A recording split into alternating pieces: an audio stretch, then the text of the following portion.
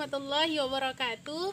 Perkenalkan, nama saya Dede Khairani. Saya dari BKI 5 semester 4 Stambuk 2018 dari Universitas Islam Negeri Sumatera Utara. Di sini saya mendapatkan tugas dari Ibu dosen pengampu, yakni Ibu Ria Hayati MPD, mata kuliah Teknik Laboratorium, dan dengan NIM 0303 183207. Nah, baik, di sini saya akan menjelaskan tentang makna terapi person centered. Apa sih sebenarnya terapi person centered itu? Terapi person centered ialah terapi yang difokuskan pada pertanggungjawaban dari seorang klien guna untuk mencari dan bisa menghadapi realitas dari kehidupan klien tersebut, bukan untuk problema yang dikemukakan oleh klien tersebut.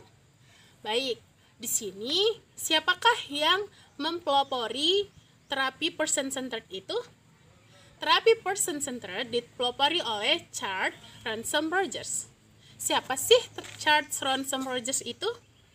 Rogers adalah seorang psikolog yang lahir di Chicago pada tanggal 8 Januari 1902.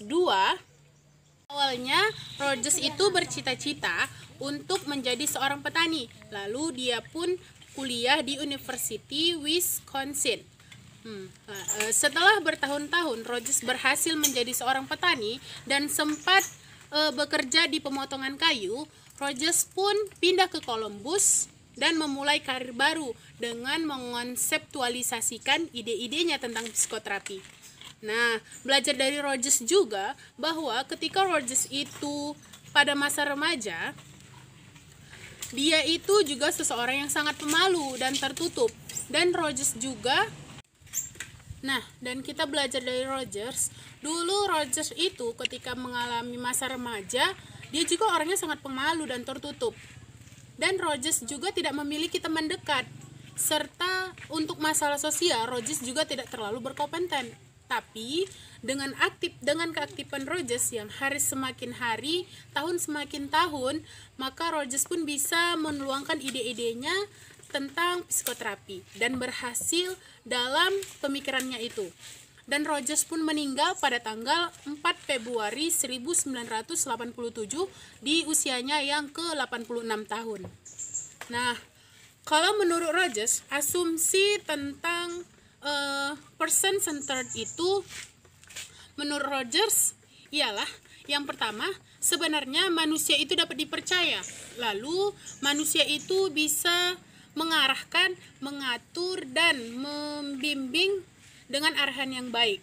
Lalu manusia itu juga sebenarnya bisa mengambil keputusannya dengan baik. Itu asumsi oleh Rogers.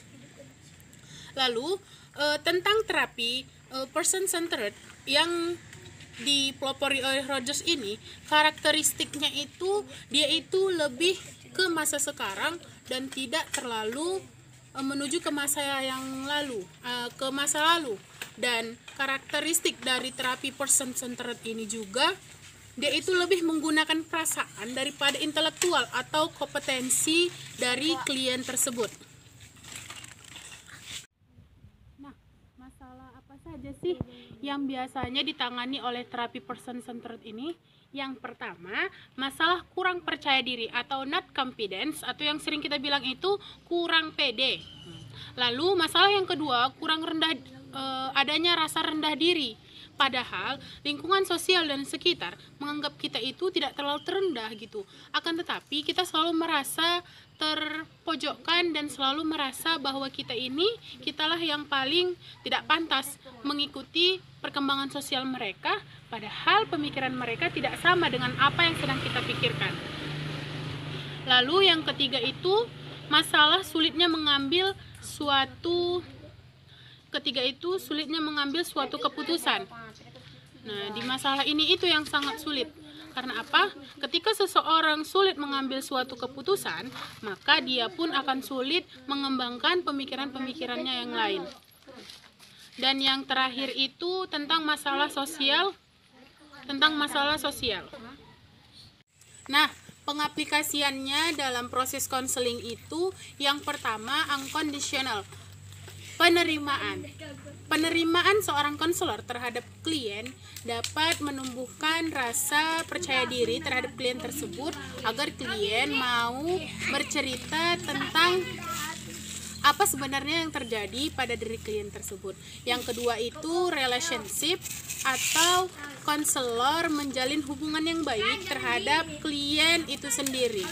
Dan yang ketiga itu congruence, atau keselarasan pemikiran klien dengan perilaku konselor. Dan tahap yang keempat adalah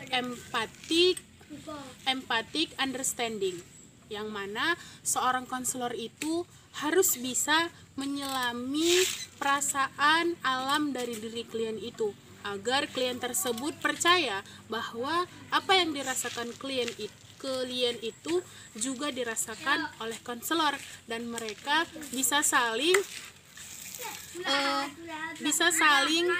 menceritakan dan mendengarkan apa yang sebenarnya, permasalahan apa yang sebenarnya harus dibahas dalam pertemuan atau proses konseling kali ini.